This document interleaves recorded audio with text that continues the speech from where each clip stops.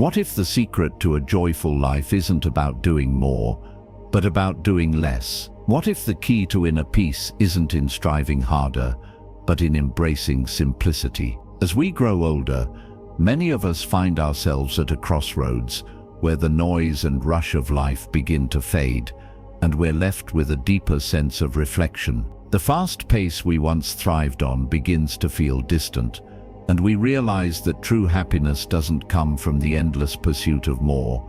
It comes from knowing when to pause, when to step back, and when to simplify. In this phase of life, filled with wisdom and experience, we are invited to explore a new path, the path of balance. This is where Buddhist teachings, especially the concept of the middle way, hold profound significance. The middle way teaches us that happiness doesn't lie in extremes, but in finding harmony between the opposites. It's not about deprivation or avoiding the things we love.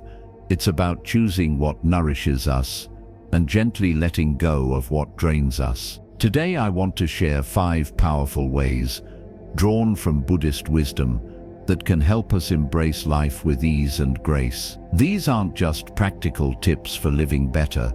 They are gentle reminders that happiness is often found in the quiet, intentional simplicity of life. So, if you're ready to discover how doing less can lead to living more, stay with me as we embark on this transformative journey together. 1. Be lazy about sitting too long. As we grow older, it's natural to crave comfort and ease. The quiet moments of sitting in your favorite chair, perhaps with a warm cup of tea in hand or a good book to dive into, become cherished parts of the day. But there's a silent danger that accompanies this comfort: stagnation. Sitting for extended periods, though soothing at first, can slowly lead to both physical and mental inertia. It's as if life is passing us by while we remain stationary, disconnected from the flow of the world around us. The Buddha, in his teachings, emphasized that movement is not merely a physical activity.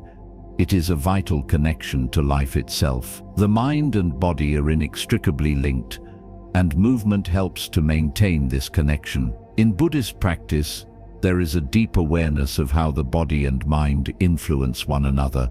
The stillness of the body often mirrors the stillness of the mind, and conversely, movement can bring clarity, energy, and mindfulness. But let's not mistake movement for strenuous exercise. In fact, the Buddha's teachings are clear. The essence of life isn't found in pushing ourselves to exhaustion, but in simple, gentle movements. Standing up, stretching, or even taking a short walk around the garden can work wonders. It's the small acts that restore balance and keep the body and mind in harmony. When we feel a stiffness in our joints or a weight in our body after long periods of sitting, it's not just a physical signal, it's a mental one too. The body is reminding us to re-engage, to reconnect with the flow of life that is constantly moving around us. Think about it.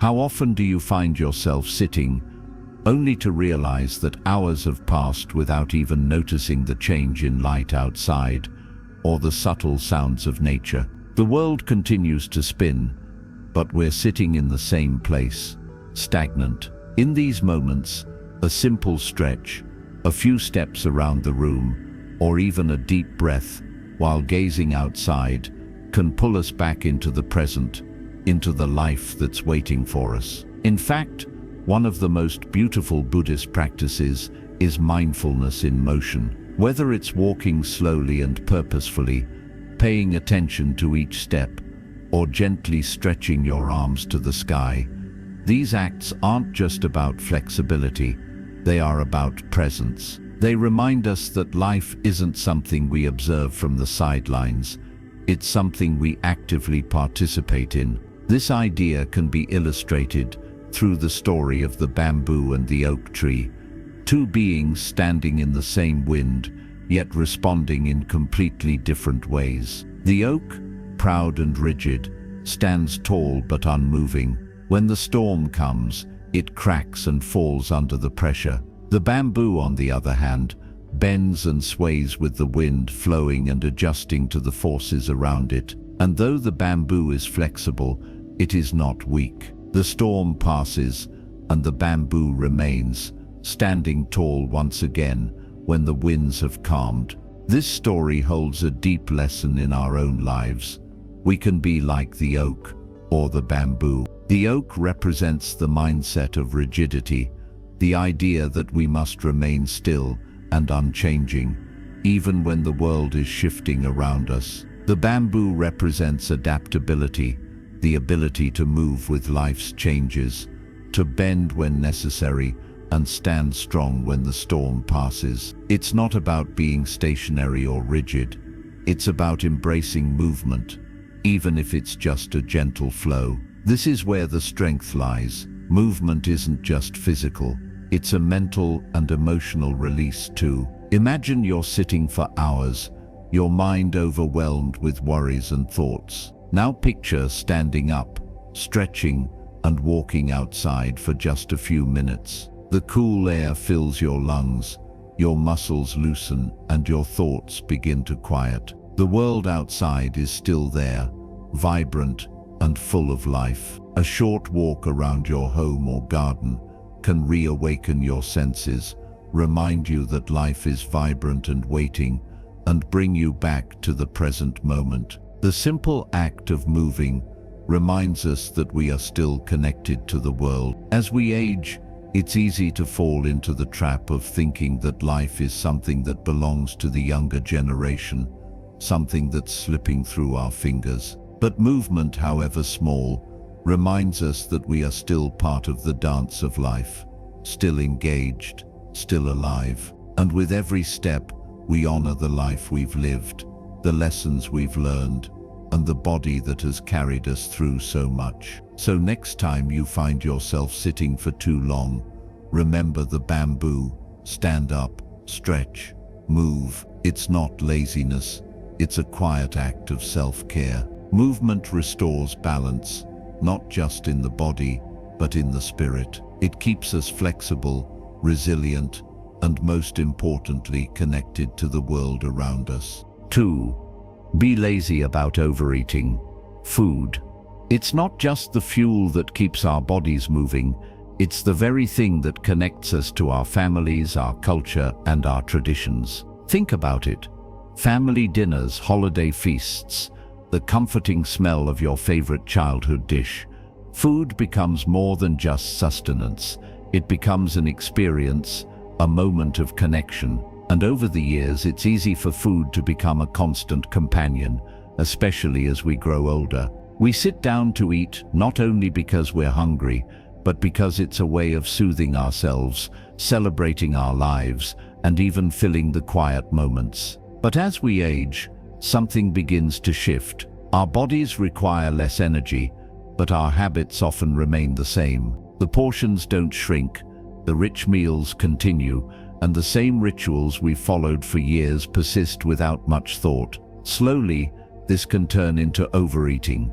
What starts as a small indulgence here and there begins to pile up. While overeating might feel satisfying in the moment, it comes with lasting effects: sluggishness, weight gain, and a decrease in vitality. More than just the physical toll, it can also cloud our sense of joy, as we find ourselves disconnected from the very thing that should bring us comfort and nourishment. In Buddhist teachings, there is an essential practice that calls for mindfulness, not just in what we think or say, but in every single action, even when it comes to eating. It's called mindful eating, and it's a practice that invites us to slow down, to pay attention to the food in front of us, and to truly experience it. It's not about deprivation, but rather about finding balance. The Buddha's teachings on the middle way teach us to avoid extremes, whether in our work, our pleasure, or our food. Moderation becomes the key.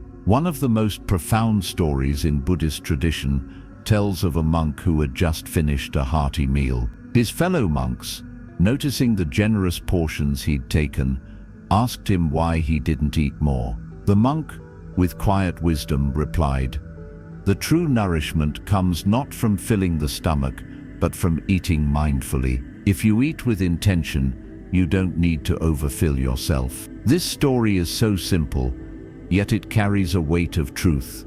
The body doesn't need to be overloaded to feel nourished. It needs just enough to fuel its journey. Not more, not less. This, in essence, is what mindful eating teaches us. It's not about filling the plate until there's nothing left, or indulging in seconds or thirds because it's there. It's about understanding that true satisfaction isn't found in the quantity of food consumed, but in the quality of the experience. Imagine sitting down to a meal, your plate filled with a modest portion, each bite slowly savored. There's no rush, no need to hurry through the meal. Every taste is experienced.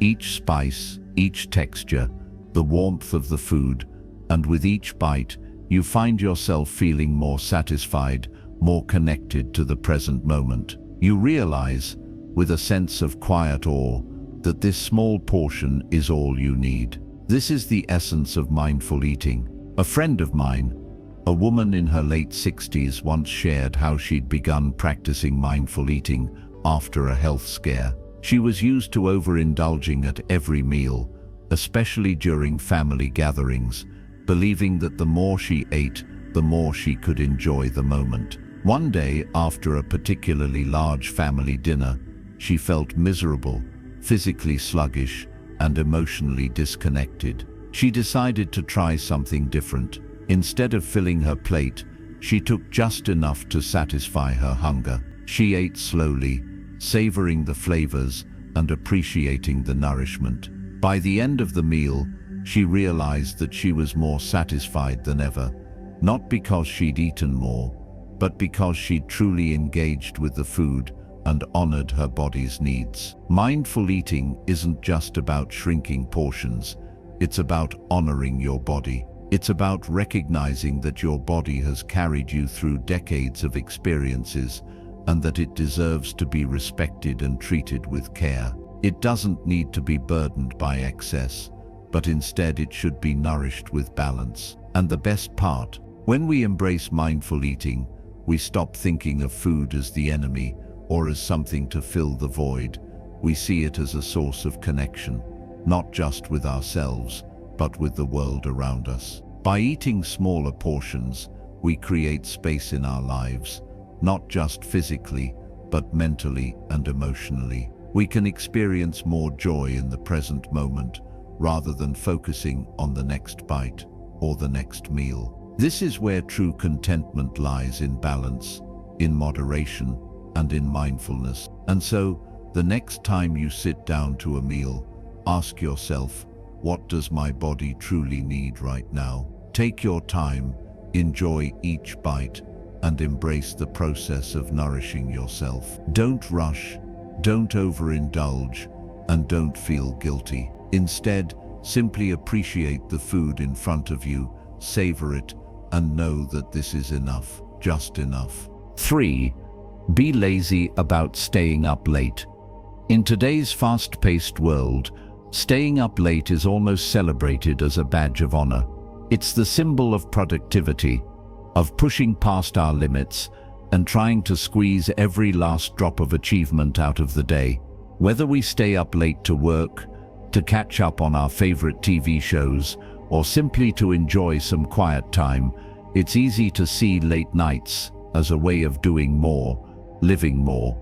But as we age, the story changes. Our bodies, once capable of enduring sleepless nights, start to signal that rest is no longer optional, it's essential. Sleep isn't just a passive state, something we do to check out or escape from the world for a few hours. It is an active process of rejuvenation, a necessary time for the body to repair itself and for the mind to refresh. The Buddha, in his infinite wisdom, reminded us of the importance of rest. Even the lotus must rest beneath the water before it blooms, he said. This simple yet profound teaching speaks volumes. The lotus flower, which symbolizes purity and enlightenment in Buddhist philosophy, must first lie quietly beneath the surface of the water, gathering its energy before it can rise above the murky depths and bloom in full glory. It's a reminder that rest is not a luxury,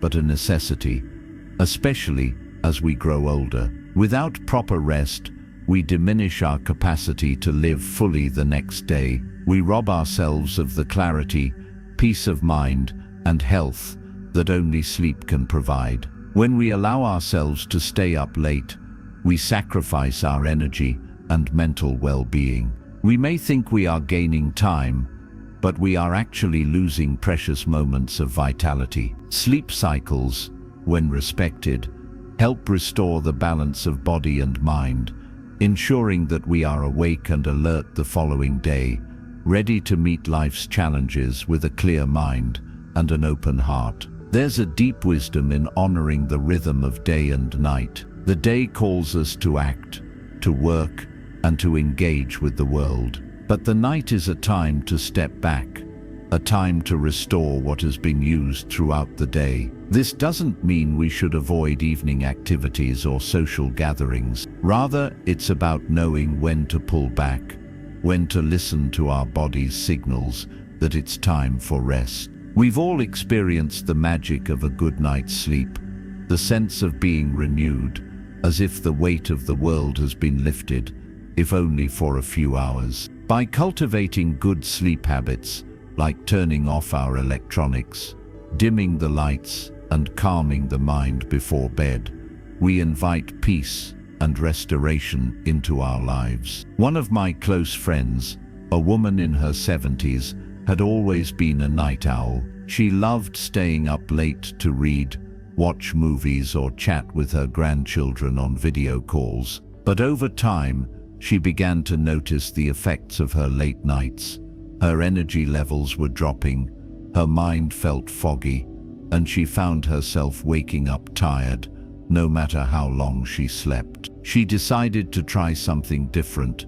Instead of staying up until midnight, she began to embrace earlier nights, going to bed by 10 p.m. At first it was a challenge.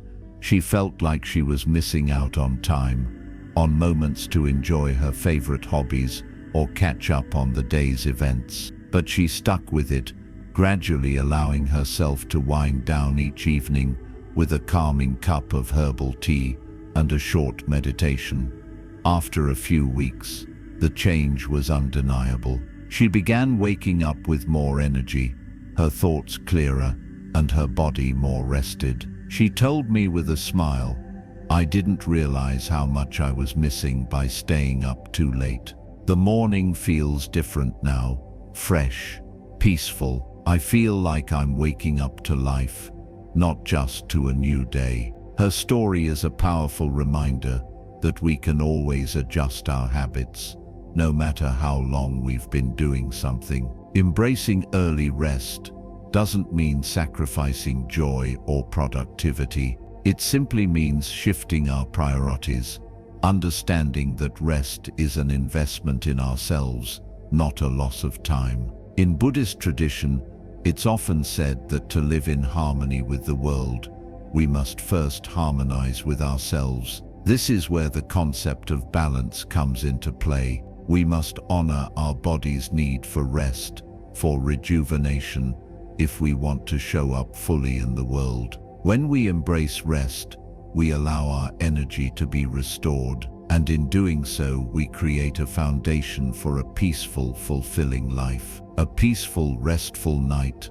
leads to a more peaceful day, one where we approach each moment with intention, clarity, and joy. So let us be lazy about staying up late, not because we are avoiding life, but because we are choosing to honor ourselves. By allowing our minds and bodies to rest, we equip ourselves to fully experience the beauty of the day ahead. Embrace early rest as an act of self-care, a gesture of mindfulness that says, "I am worthy of this time to heal, to rejuvenate, and to prepare for the next chapter of life's journey." Just like the lotus, we too can rise with grace, ready to bloom in all our glory. 4. Be lazy about overindulgence at social gatherings. Social gatherings are one of life's most cherished blessings.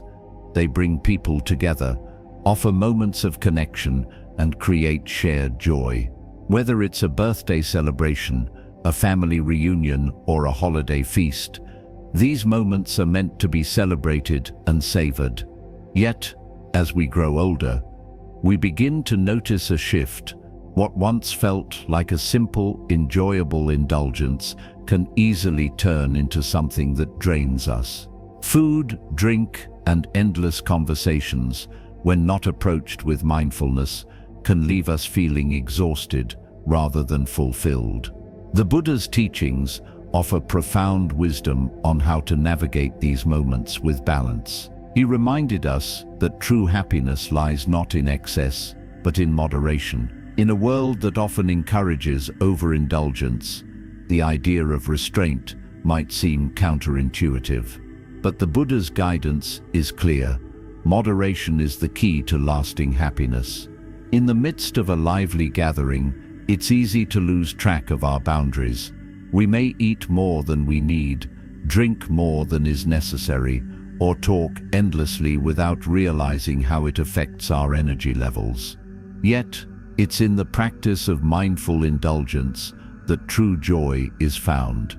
Imagine a celebration where, instead of piling your plate with food, you take just a modest serving, enough to satisfy your hunger, but not to overstuff yourself. Picture sipping a glass of wine slowly, savoring each note of flavor rather than drinking just for the sake of drinking. As you engage in conversation, you find yourself truly listening, savoring the presence of the people around you rather than rushing to fill the silence. In these moments, you realize that the key to happiness isn't in the abundance of food or drink, but in the intention behind every choice. A few years ago, a dear friend of mine, let's call her Sarah, decided to change how she approached social gatherings. Sarah had always been the life of the party, someone who would indulge in everything with enthusiasm. She would always go for the biggest serving of food, enjoy multiple glasses of wine, and be at the center of every conversation. But over time, she began to notice that after every gathering, she would feel physically heavy and mentally drained. The joy that she had hoped to find in these celebrations was now being replaced with a sense of exhaustion. She started to dread the very social events she once loved. One day, she shared this with me: "I love being with my friends, but I'm not enjoying it like I used to," she said, looking wistful. "I feel like I'm missing something. I'm not really present anymore." That conversation stuck with me. It made me realize that, like many of us, Sarah had become so caught up in the act of indulging, whether in food, drink, or social interaction, that she had lost sight of the true essence of celebration. We talked about mindfulness, about how the Buddha taught that we should nourish our bodies and minds with balance, not excess. Sarah decided to make a change. The next time she attended a party, she made a conscious effort to practice moderation. She started by eating only what she truly enjoyed, small, mindful bites, and not just eating for the sake of filling her plate. She sipped her wine slowly, savoring the flavor with each sip, rather than gulping it down. And when it came to conversations, she made an effort to listen deeply, to engage fully, rather than talking just to fill the air. After a few gatherings, Sarah told me how different she felt. "It's not about saying no to the joy," she said with a smile. "It's about saying yes to balance. I find more joy now in the small things, the conversations, the food, the laughter, because I'm really there." Sarah's experience perfectly illustrates the Buddha's teaching about moderation. A small serving of food eaten mindfully can be more satisfying than a large plate devoured in haste. A glass of wine, enjoyed slowly, can be far more enjoyable than guzzling down several. And in socializing, staying aware of our energy levels is just as important. We must remember that we are not limitless. We have finite reserves of energy, And if we overextend ourselves, we risk leaving a gathering not uplifted, but drained. By practicing moderation, we honor our bodies and preserve our energy. We learn to savor life's pleasures more fully. The Buddha didn't teach us to avoid joy, but to embrace it with intention. Every moment of life, especially those spent with friends and family, can be more meaningful when we approach it with balance. It's not about saying no to joy, it's about saying yes to balance, choosing to indulge with mindfulness, to engage fully, and to enjoy life without going overboard. So the next time you find yourself at a celebration, remember the lesson of moderation. Take a moment to check in with yourself before you overindulge. Ask yourself, what does my body really need right now? Take a small serving, enjoy it mindfully, and savor the company around you. Engage in conversations that enrich you, not drain you. Let each moment be an opportunity to experience true joy, not just a rush of pleasure that fades away. By doing so, you will leave every gathering not only feeling nourished, but also more connected to those around you and to yourself. And that, after all, is the true gift of any celebration. 5. Be lazy about too much screen time. In today's digital age, it's hard to escape the pull of screens. We wake up to the bright glow of our phones, check the news, scroll through social media, and before we know it, hours have slipped by without us even realizing. The convenience of smartphones, tablets, and computers is undeniable. They help us stay connected, entertained, and informed. But as we age, we begin to notice something more subtle. While screens give us access to the world, they also have a way of distancing us from it. The more we are immersed in our devices, the less we seem to be present in the moments that matter, the ones happening right in front of us. The Buddha's teachings remind us to live in the present, to fully engage with the world around us. In the modern world, we are constantly bombarded with distractions, emails, texts, news updates, social media notifications. The allure of screens often draws us away from this present moment, luring us into endless scrolling and passive entertainment. It's easy to think we're making the most of our time by staying connected, but in reality, we can lose touch with what truly nourishes our souls: meaningful relationships, moments of reflection, and the simple beauty of the world around us. I remember one conversation I had with an elderly friend, Sarah,